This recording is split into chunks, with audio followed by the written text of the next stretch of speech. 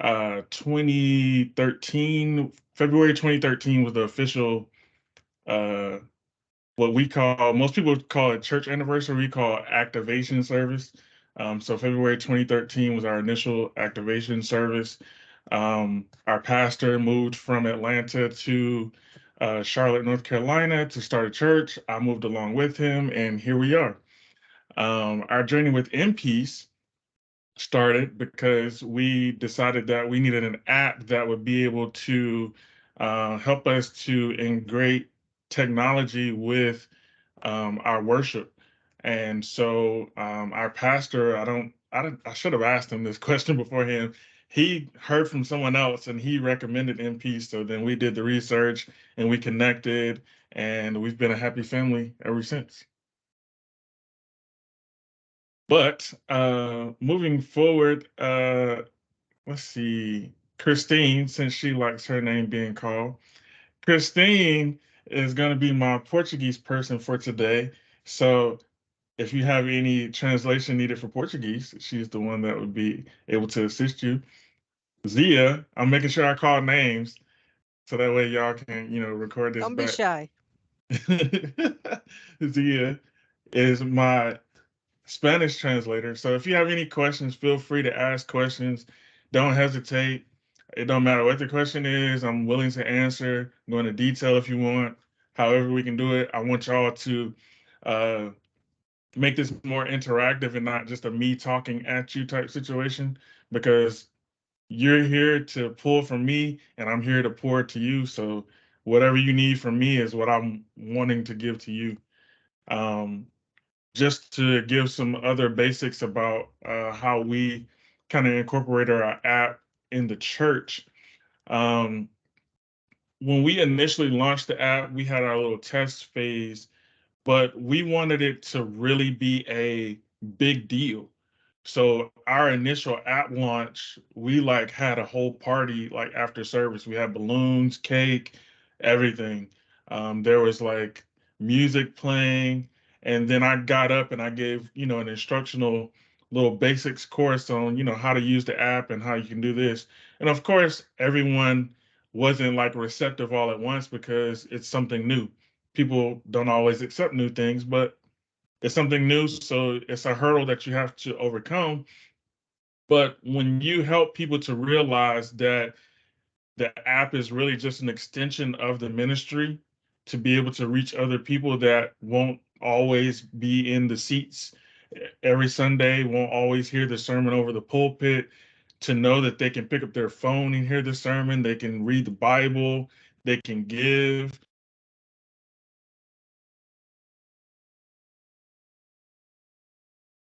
Maurice, I think you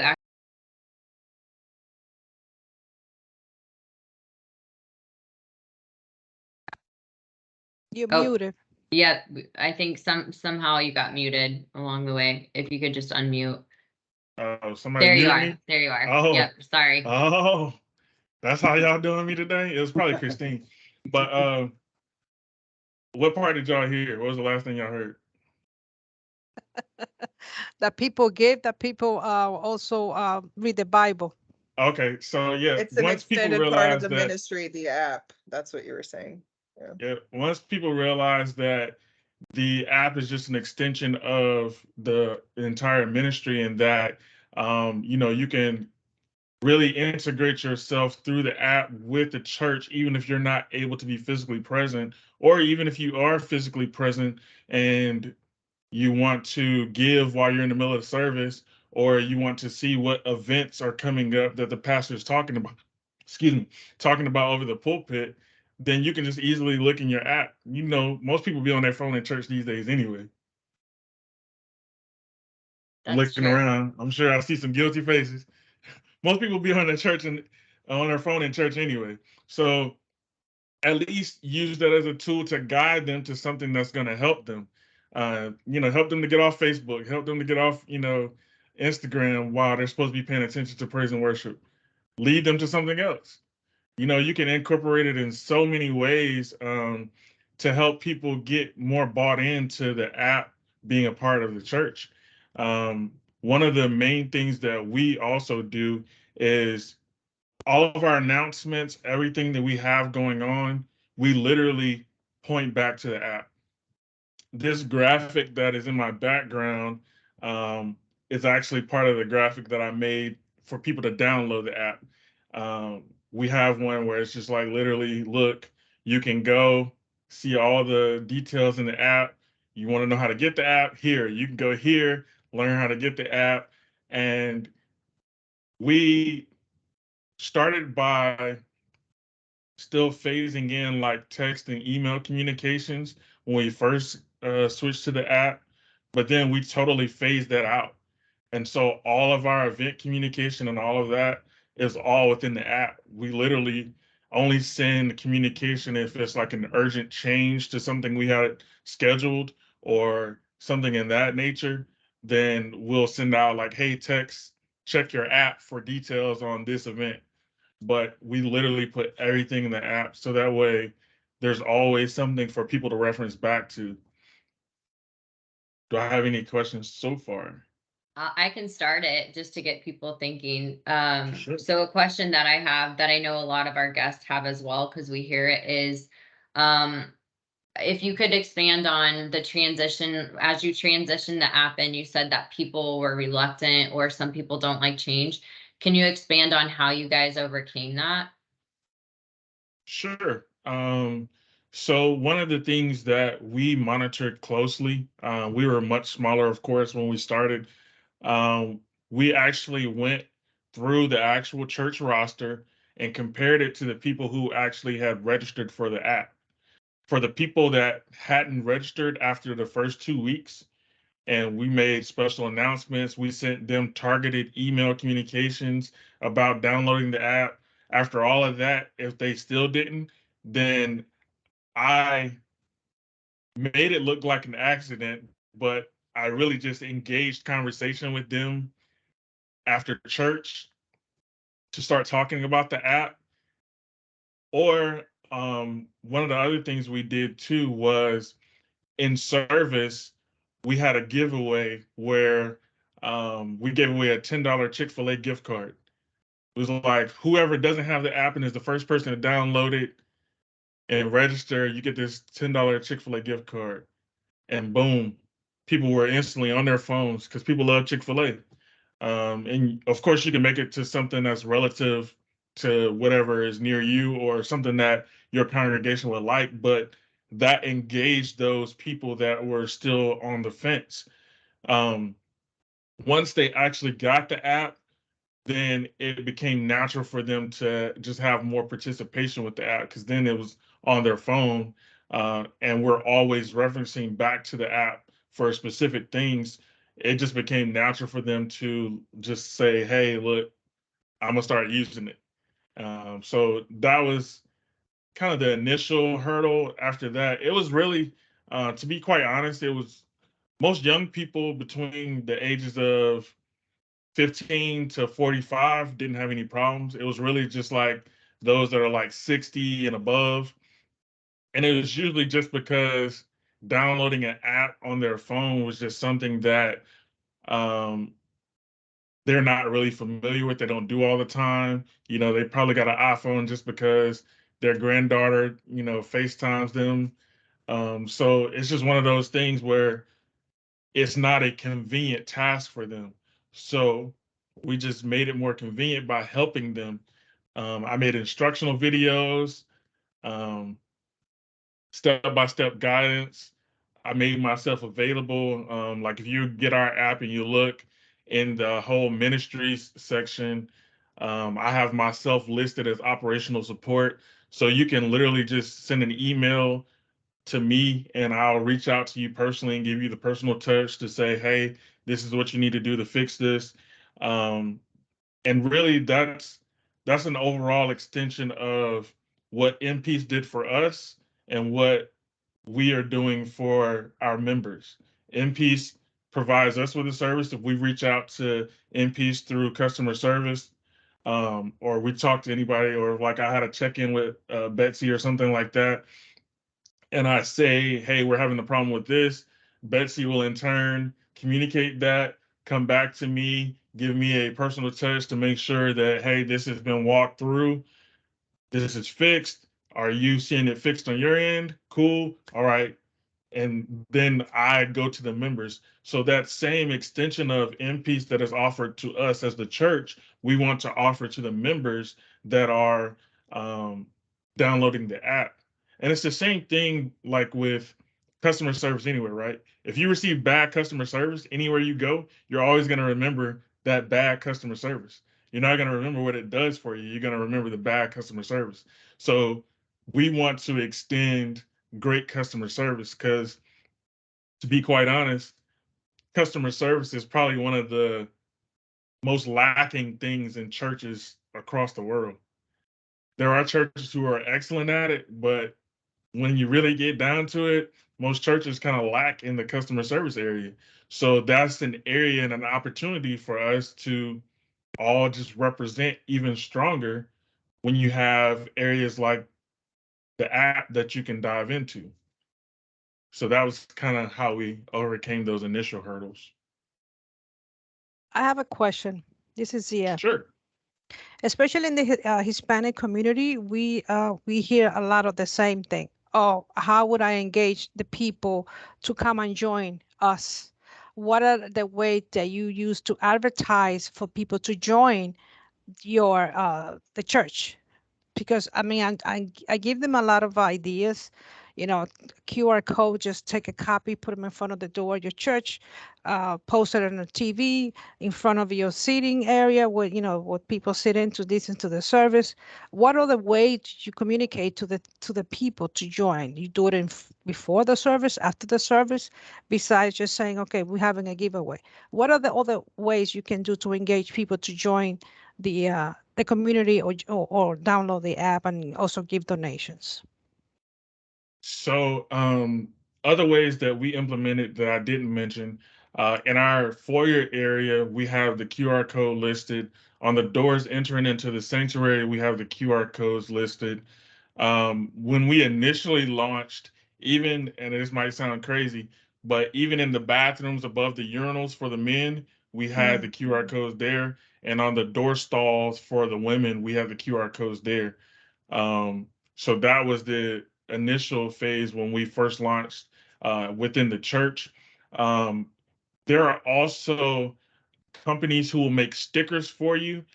If you have like those cloth seats in your church, those stickers will stick to the back of the seats very well and not leave like a permanent, sticker where you're trying to scrub it off for years. Yeah. But you can get the QR code on there and say, hey, if you would like more details about the church, or if you would just like to give, um, here is a way to give. You can word that any kind of way you want to, but have the QR code there. Because, like I said, when most people visit your church, they're going to have their phones in their hands anyway.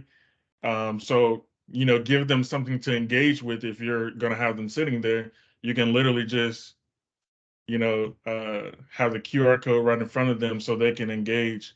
Or even if you want that to be like a more preferred method of giving, you can have the QR code there. Um, I've even seen QR codes on offering envelopes for churches Yes. who actually have like the offering envelopes in the back Hmm. of the little thing on the pews or chairs. Hmm. You put the QR code on there for people who want to give electronically.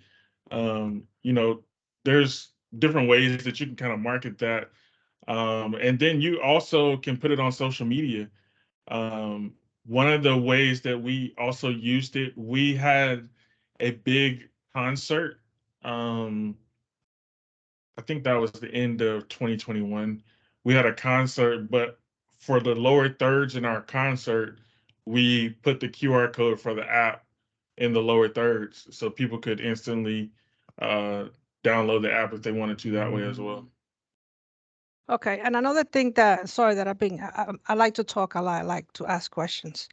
No problem. Another thing that I always hear is like, okay, our members are older. They're not computer savvy people. They don't like to just manipulate the phone. They don't know how to do it. What ways you think you can use to help those people? Did you have someone specifically that say, hey, we have someone specifically to help you download the app? Is any idea you have Yes. for that? Yes. So Um, when we initially launched, that was kind of the thing. We didn't have that like later on because everybody was just started adopting it. But some of the older people, usually it's just having a conversation with them because the generation gap that we often forget is that a lot of older people didn't grow up with instant connection to the internet or instant connection to the world through social media or anything like that, or even technology. So for them, they like for somebody to have a one-on-one conversation with them and not text them, you know, or email them or anything like that. Have a one-on-one conversation that says, "Hey, this is how you can do this. This is how you can stay connected with us. We're going to put all the announcements on here. If you want to give this way, you can give here. If you want to invite, your neighbor to church, you don't have to, try to fumble for the address. You can instantly go right there and hit the invite and invite them through text or email and, get them instant access. There's like so many ways you can, help them to communicate. But for the older generation, it's more about over communicating to them to get them more involved, and not have them leaving like they're the isolated social group that's out there just because they're old. You have to, connect and bring them in. Yeah, they like your church because they've been there for, 20 years. But now that you're adapting new things at your church, you can't just leave them out and just say, oh, well, we'll leave this for the young people. You have to engage with the older and just over communicate. Thank you. Sure thing. Does anybody else have questions? We're open for any and all questions from the group today. Okay, I have a question. My name is Cheryl. Um, we haven't, when we was going on there and we was trying to put the pictures in to update for the events, we was having problems in sizing them in there. Is there going to be any upgrades into when we put a picture in, we can adjust it on the app or we have to adjust it prior to the app? That's a great question. So that is a technology question that NPeace would be able to answer. One of the things that I can advise you of, because I ran into that same situation, of course. One of the things that I would advise you of is just to resize it before you try to put it in the app. They have the dimensions that you need for the picture for the events right there. There's all types of free programs out there that can resize it for you, to help you get it to the right size. As far as future technology for NPeace, I think you might would have to schedule some time with NPeace to discuss that one, Ms. Cheryl.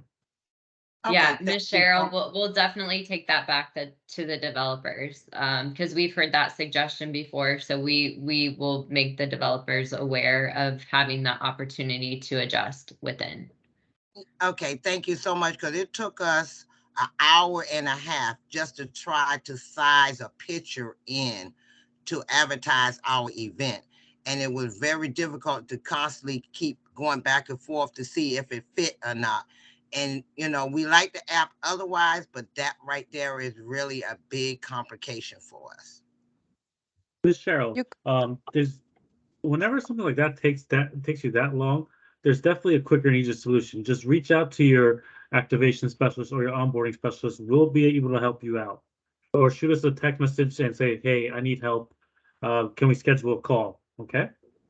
Okay. And thank Portia you. also made a good point. So Portia, we've used that as well. You can use Paint 3D on your computer, and you can actually type in the dimensions if you load the picture on there. And for example, if the event says it needs to be a certain size by a certain size, you can type that in and adjust it that way. So I know I've used that. Oscar's used that. Portia, she's used that.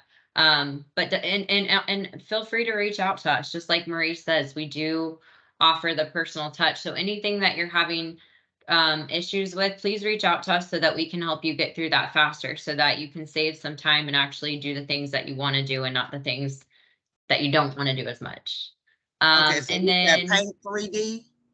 Paint 3D, and then I believe Oscar is another one called Canva that you've used before. see, I'll put him in. I'll put him in the group. Paint 3D. Yeah, I'm a Canva lover. Canva is free. They have a paid side of it as well, but it's free. You can do so many different things in Canva.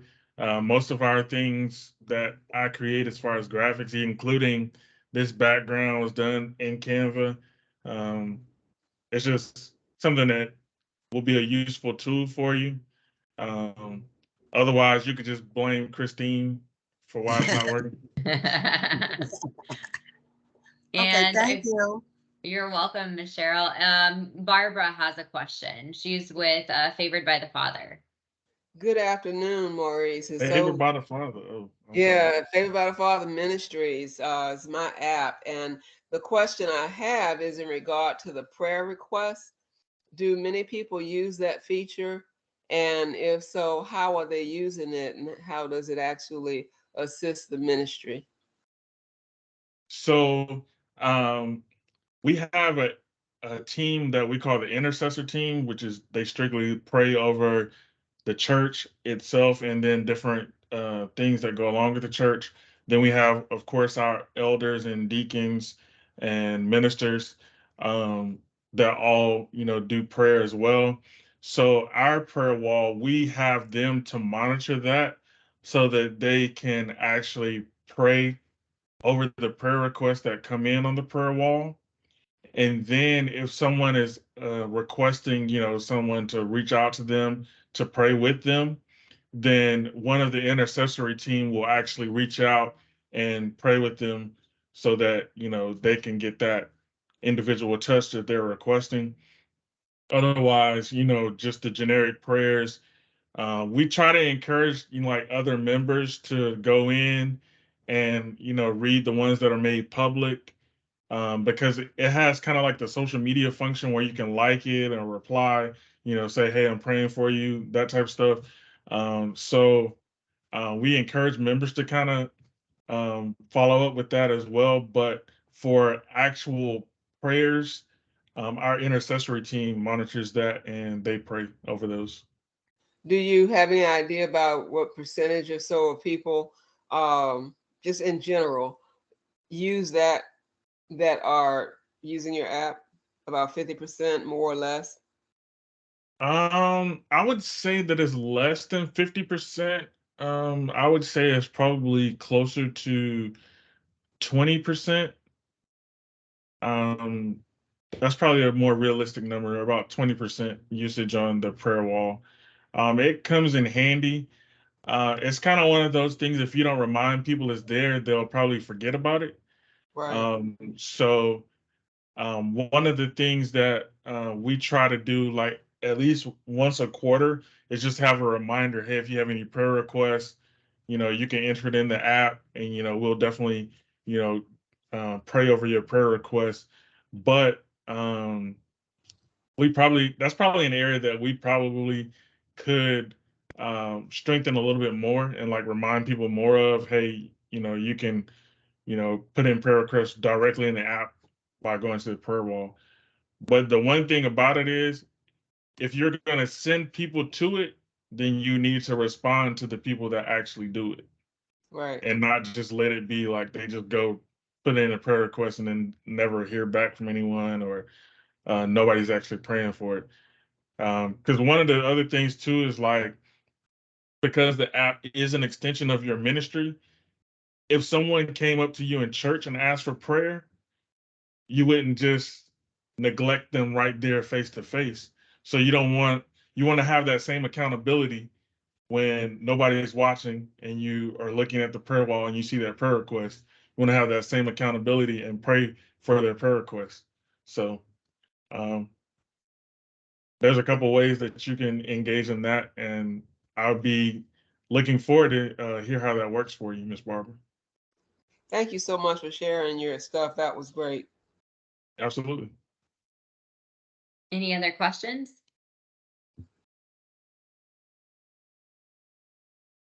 I know I've got a couple for you, Maurice, just to keep the conversation going. So just based on our experience, we have some pastors who run the app, but then on the other side of that, we actually have a lot of people who run the app for their pastors. So for example, you run the app for your pastor. How important is it to get your pastor to stand behind the app and make sure that they're using it too? I would say that's probably one of the most important things. Having our pastor's support throughout the entire process was probably one of the best things that we could have had, even when we were initially starting out and they were like, the slow integration phase. Having him get up on Sundays after he's preached his message and still talk about the app and still push people to look to the app for announcements and being able to reference the app, even in just casual conversation, that helped us tremendously to be able to grow very quickly. Our adoption phase, I think when we initially launched, we jumped from 0 to about 75% really quick. And then it was that last 25% that we were just trying to cover for the rest of that time. And that was one of the biggest hurdles. But, our pastor helped and supported us along the way and made that a lot easier for us. Hopefully that answered your question. That does. That's very Okay. helpful. And then it looks like Brian, Brian, where are you from? He submitted a question in Greater St. Matthews. Where are you from? Greater St. Matthews. Hitchcock. Okay, Greater St. Matthews. Oh yes, Brian. Hello. It only has Brian Guest, so I didn't even see your last name. I know you, Brian. I'm sorry. Yes, No, it's good to have you. I'm glad you could come. So Brian put a question in the comments, and his question was, if we have a new member that wants to set up tithes and offering on reoccurring, how can they select a specific date? That's a great question. I believe they have the option of 7-15, or I want to say 30 days. It's not a specific date. So they would have to set it up and for reoccurring on 7-15 or 30. Okay, so But I can take the suggestion and put in a specific date to the team if you would like. Yes, ma'am. Hey, Please. Betsy, that's one of the questions. This is Regina. I'm sorry. Hi, Regina. That's one of the questions I've been asking. I know you said you were going to turn it in to the coders, I think, to see and to evaluate if that would. Right, because we actually have some of our members, because we had a previous app, so they were used to that. So we have actually had some of our members that have stopped giving through the app because it's inconvenient for them, some of our recurring members, and they've gone back to either dropping cash in envelopes or writing checks. Okay. So that's pretty beneficial to us because some of them were used to saying the 3rd of every month. Okay. But if they do every 30 days on those months that actually have 31 days, then it's not going to fall on the 3rd. Okay. Okay. Yeah, definitely. I will take it to our product manager as well directly and see what we can do. And then I'll follow up with you as well, just to, because I do want to take it directly to the source, because I don't know how to code that. And if I did, it'd probably be dangerous. So I'm going to take it to the professionals on that, and then I'll be sure to get back with you and Brian.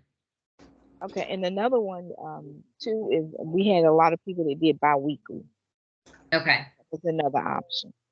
Okay. Thank you. Perfect. You're welcome. Thank you. And then I believe so we're at 4:30. Maurice, do you have time to do a couple more minutes with us? You got all my time. Let's okay. Miss Jackie, I think Jackie Johnson had a question. She was raising her hand. My question is, what is your strongest use of the app? How have you used the app to grow the church? What is the strongest feature on it that you have used, and how have you used that? One of the strongest features, I would say definitely is being able to view the live stream service in the app. Of course, people can go to YouTube, people can go to Facebook because we broadcast to those, but being able to view it through the app is probably one of the the stronger things that is offered through the app, along with our events, because every one of our events we make a graphic for and we put it in the app.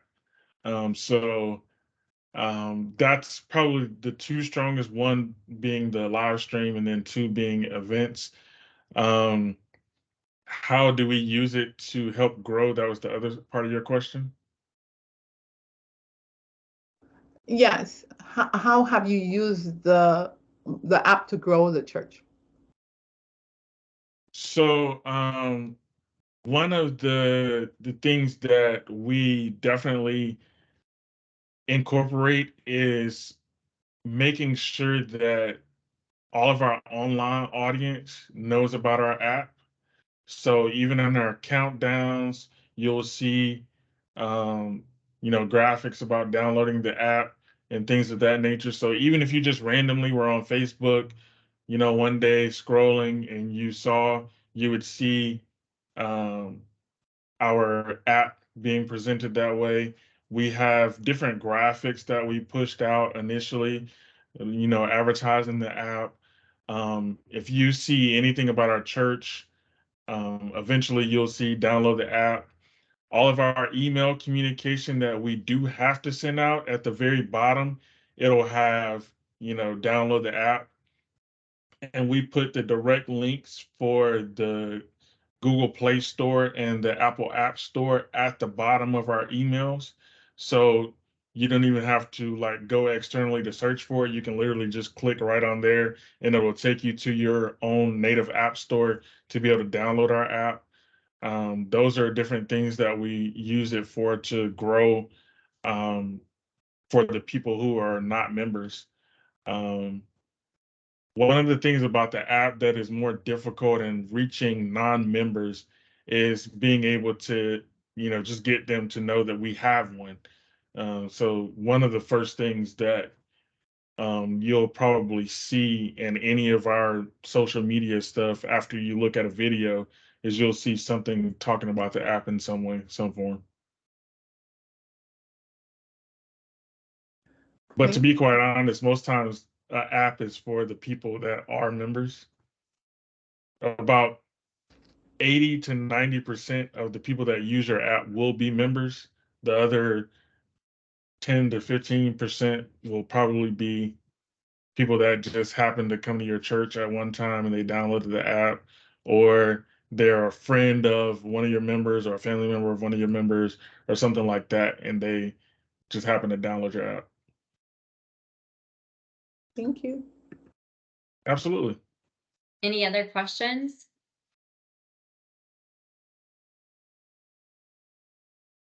Basically, did we cover all your questions? Or Zia, you Oh, got a I've question? got a whole list of questions, Maurice. I got some time, We so if do you have want a to, we can question go from too. Felipe. Let me go back to our chat. So we have another question in the group. It says, can you use the app to manage your church? Before I answer that, when you say manage, what do you mean? I'll give you a few seconds to type that out in the comments. I just want to know what you mean by manage before I just dive in that answer. So more specifically, are you able to manage your finances, your small groups, your memberships, all the different modules? Do you have because of NPeace, are you better able to manage those groups and those modules? So membership, Communications. finances, small groups, communications, yes. So we'll start with membership. We highly encourage all of our members to actually not only download the app, but to register. Um, Once you register in the app, whatever information you give us, which it asks for all of your basics like your name, email, phone number, all that stuff. It even asks occupation. So all of that stuff is in there. So say for instance, like teachers, right? You select teacher. If it's Teacher Appreciation Month, then those are things that we go back and look at to say, hey, it's Teacher Appreciation Month. Let's filter off our membership by teachers. Here they are. Let's do something special for them during this month. Um, as far as being able to connect with your members, all of their information is right there. So um, if you wanted to give the personal touch of giving a phone call, like our pastor is big on, if he hadn't seen you in a couple of minutes, he will personally just reach out to you and, give you a phone call. If you're like a younger person that he's like kind of on that level with, he might text you, but he's big on just going and finding the number and giving you a phone call. So that's another way that, you can manage. Um, the management of, like, say you got what people call the sick and shut-in list. Um, if you can go through those numbers and find their information and quickly reach out to them. If people have input their address into the app, you can also send something out to their address. I know one of the things that we did for one of our families in time of need, we sent a basket of groceries to their house. Um, and that was all because we pulled the information from the membership list that is within the app. As far as finances, um, so there's a dual side to that. Use members can give through the app. They can, do all these things. I'm on Betsy's nerves about them improving the whole financial section of that. And if you were with them since 2021, you'll know that the financial section wasn't as good as it is now. They have improved it. And one thing I can say about MPs is that they are consistently improving over time, which is one of the great things that I loved about working with them, is because we're growing as a church, they're improving and growing as a company, and even bettering the product that they offer. So over time, this product is going to be something that is going to extend beyond what you see now. So it's kind of just like in church, you have to think beyond just who you see in the pews. What you see in the pews today is going to grow over time, because that's what churches do. They typically grow over time. And the same thing with M-Piece. The app is going to grow, get better, develop better, and they're going to, improve. So finances will definitely improve over time and will definitely get better. But I think it's still good for what it's offering right now. But even like the previous person asked a question about, how they can, change up the ways that they do recurring giving. That's something that goes back to the product team. Somebody got to sit back there, write that code, develop that, go test it, push it out. More than likely, I'll probably be one of the people who test it first, and then it'll get pushed out to all of the app users. To answer your question about small groups, we use our small groups a little bit differently than some, but it's still kind of the same thing. But you have your people register for your specific small group. You can see that they register for your group because the group leader gets a notification. This person just registered for your small group. Then you can communicate with the people in your group and have all types of things. One of the things that we did was we actually suspended in-person Bible study for like 2 months, and we use the small groups through the app to actually have different meetup locations throughout the city. The people who registered for, like my group, we met up online and at the Barnes and Noble and at Starbucks that are near me. But that was all communicated through the app for my specific group.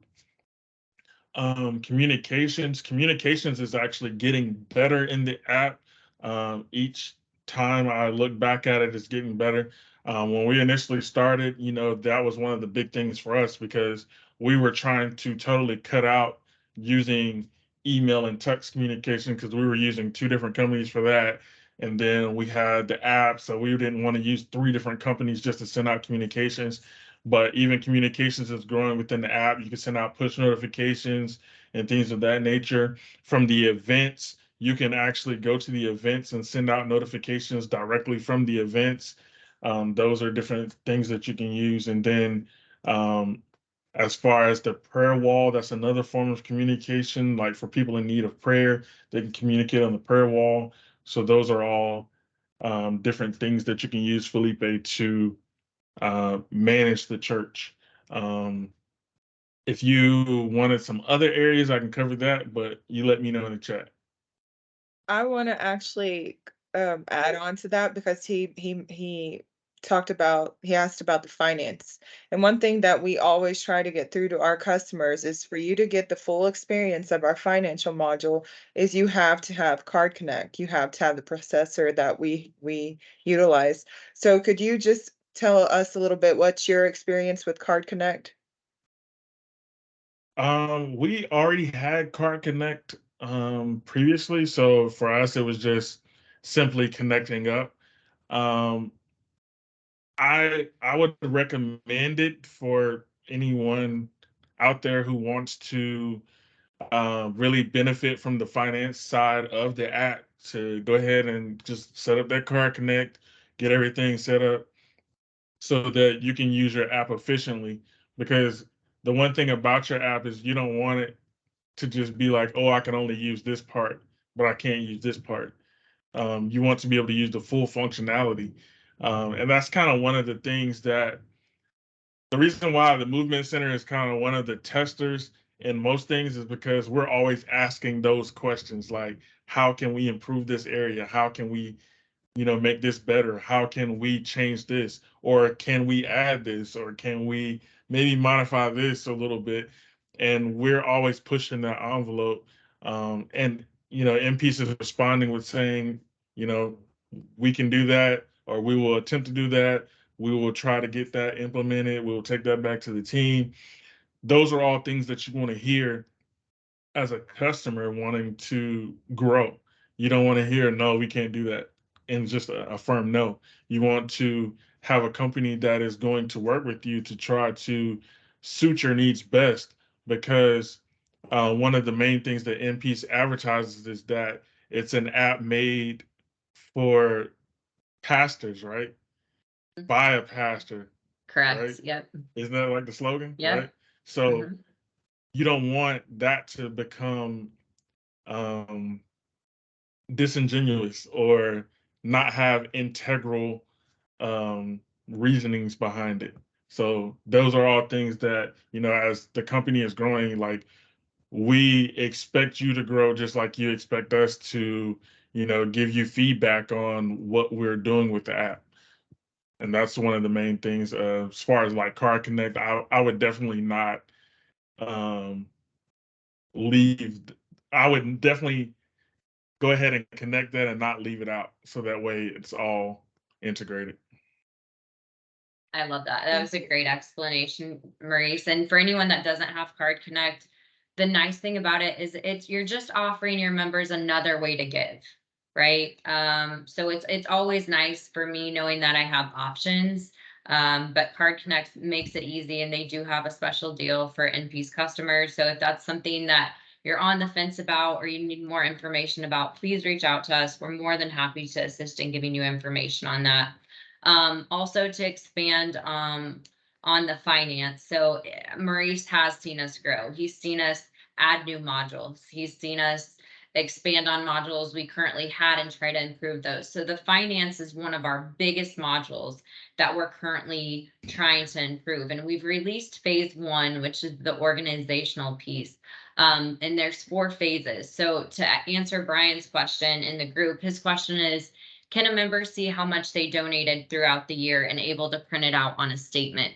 So currently that is something that we've heard from churches they are asking for, especially that's really important during tax season, right? And everyone wants to know that. So that is something that the finance development group is currently working on.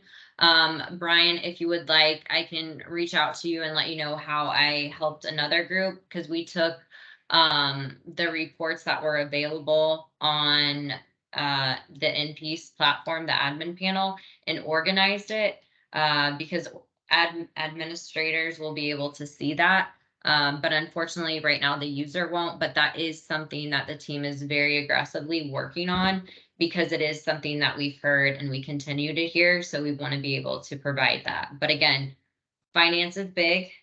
We want to make it very successful, but it does have a 4-phase rollout. So we're right now just in currently phase 1. But Brian, I'm more than happy to set up a meeting with you and kind of help you out with that as well, if you would like. To piggyback off of that a little bit too, Betsy, um, just like you said, you guys do things in the phases. I kind of left this part out in the beginning, but you just reminded me. We actually launched our app in phases. Like, we only targeted one section that we were really going to push initially. Then we opened up another part, like, hey, we're going to push this as well. Just kind of not overwhelming people with, hey, we have all these new features here. I mean, we kind of just slowly integrated the things. All of the basic things were there in the beginning, and then we just added more as time went on. And we haven't even, like, we've been with MP since 2021, but we haven't even launched our last phase yet, um, which is using the MP's Play section, where you have like the whole area where you can set up different things that people can subscribe to. That's our next phase. I just need to get it built out the way I want it, and then that's when we're going to launch that. But that'll be the next phase of the app, because our church, our pastor has this thing we call Ignite University, but it's basically more in-depth teaching on a lot of biblical study. And usually he does those in person, and it's kind of like a long session, and some people can't make it all the time.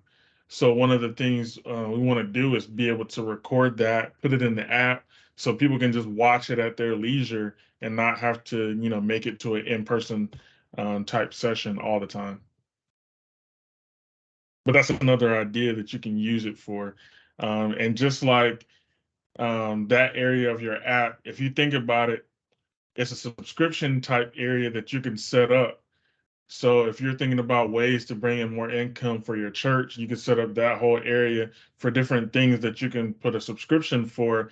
And if you really think about how subscriptions work, most people went to the gym on January 1st and registered for a brand new gym membership, but it's March 14th and they probably hadn't been in the last 2 weeks, but they're still paying that gym membership every month.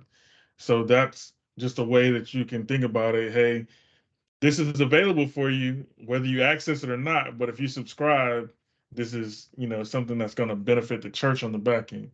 So just something for you to think about. I love that.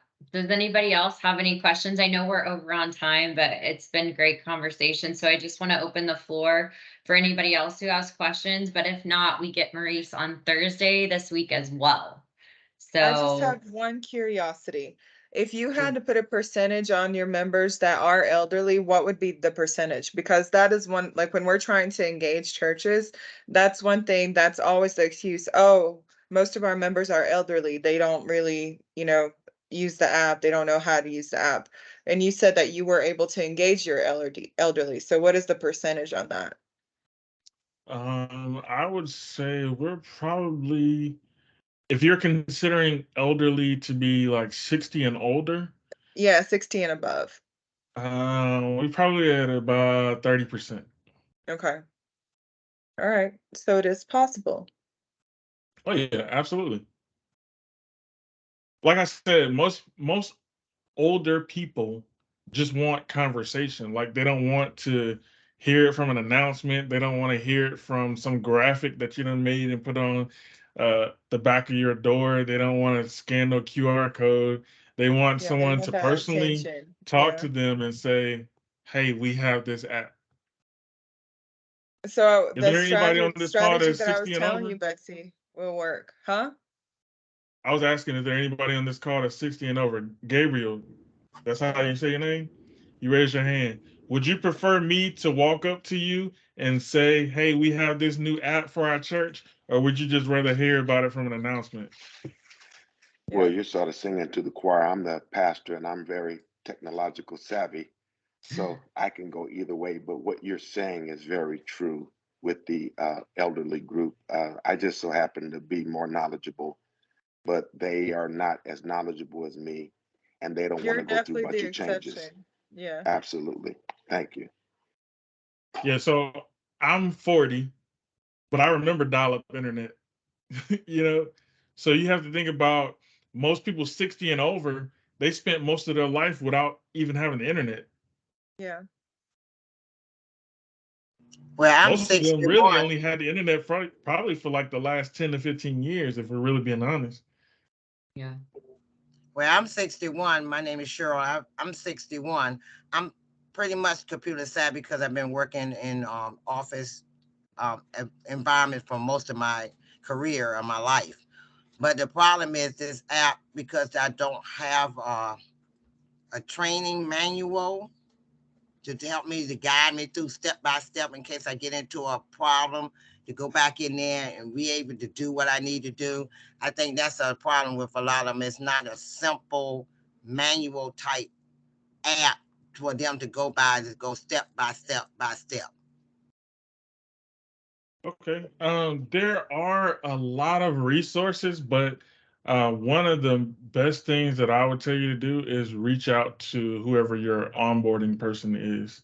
I don't know who yours was specifically, but I would tell you to reach out to them and, engage them and ask them that question.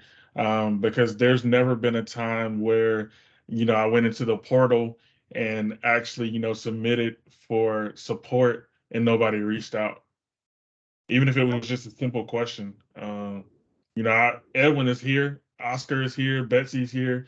These are all people that I've bothered for a few years now. Okay, thank you. And we love it. We love the questions. And Cheryl, too, we can reach out to you and show you exactly how to get to the portal. And again, on all the delivery emails, we provide you guys with the how-to videos or help articles. But again, if as technology changes, so do some of those things. So, eventually it'll get to the point where we redo all of our tutorials because we've evolved. So the videos will evolve. But what's not going to change is the fact that you've got a team standing behind you and we're here to help. So please let us know because we would love to help. Okay, thank you so much. You're Ms. Betsy. welcome. Any other questions before we conclude for today? Don't forget, Maurice will be back on Thursday. So I highly and strongly advise for you to think of other questions that maybe you didn't think about today. Write them down and bring those on Thursday because we have Maurice. So let's utilize him. He's a box full of knowledge. So I would love to really strongly use him while we have him. But any other questions before we conclude today? I will leave my question for Thursday. For Thursday? You can ask it today. I want to hear it today, Zia. Don't wait. Okay. Don't wait for tomorrow. What you can do today. Yeah, I use that a lot. One of my questions is that that in Peace is the only app application that we give 2-for-1. That means we give a web portal. Not all the other companies out there do it. Mobile app. So saying that, what is the percentage of people that use the web portal? Did you have any percentage of people that use it? So to be quite honest, we never pushed our web portal. Okay. If you not using the app, there's a very small percentage, maybe like 2% of our members who don't have a smartphone. So they would be, more likely to use the web portal if they're at home. But typically, we're pushing mobile app usage. I think even I went to the web portal just to see what it looks like and try to, make sense of it. But we really don't push our web portal that much. If we had more members that didn't have a smartphone, then I probably would be more concerned about it. But for us personally, it just doesn't make much sense for us. Okay. Okay. Well, Maurice, I want to thank you again for taking the time. We even went 30 minutes over, so you put in extra time today, but I think everybody who attended, please join us on Thursday as well. Come to class, bring questions, bring friends, bring ideas. This is an open table, so we're a community. We're here to share advice and support one another and help spread the word. So if there's anything else you need, please feel free to reach out to me personally. If before you guys go, if you could put in the chat just your name and what church you're coming from. I really appreciate it. It helps us understand who attended class today. But if not, hope you guys enjoy the rest of your day, and we'll see everyone on Thursday. Thank you all so much. I enjoyed everything. If you enjoyed it, put it in the comments before you leave. There we go. I want to see. Christine should be the first one in the comments. I know. And if this is something that you all would like to see in the future too, if you felt like this was really helpful, let us know, because we want to listen to what you guys need. Thank you, Gabriel. Thank you, Cheryl. Thank you, Maurice, for the time. I appreciate it. Thanks, Brian. That was great. Anything for you, Zia. Don't say anything. Thanks, Veronica. Anything Careful, Maurice. Careful. Careful, man. That's dangerous.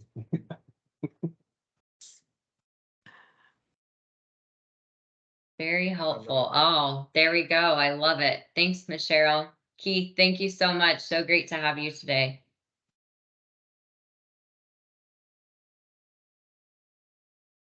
We've got a bunch of typers typing, it looks like. California. Wow. Thank you. California. Gabriel, you got to come back. Customer Curtis, how's it going?